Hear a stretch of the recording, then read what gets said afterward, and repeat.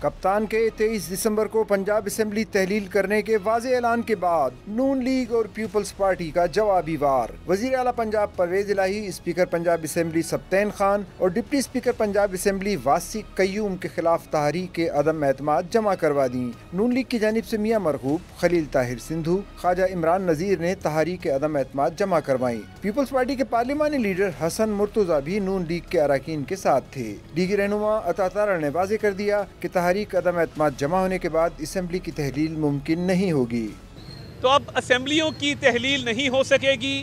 آئین کے اندر یہ واضح طور پہ درج ہے کہ جب تحریک عدم اعتماد وزیر اعلیٰ کے خلاف آ جائے تو اسمبلیوں کی تحلیل نہیں ہو سکتی۔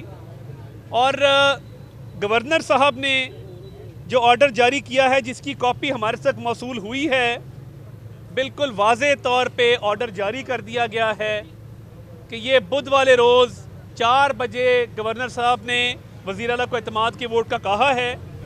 گورنر پنجاب کی جانب سے وزیر اعلیٰ کو اعتماد کا ووٹ دینے کے لیے پنجاب اسمبلی کا اجلاس طلب کرنے کا خط وزیر اعلیٰ سیکریٹریٹ کو بھجوا دیا گیا۔ خط میں لکھا گیا کہ وزیر اعلیٰ پنجاب اراکین اسمبلی کا اعتماد کھو چکے ہیں۔ پی ٹی آئی اور مسلم لیگ کاف کے درمیان اختلافات واضح ہیں۔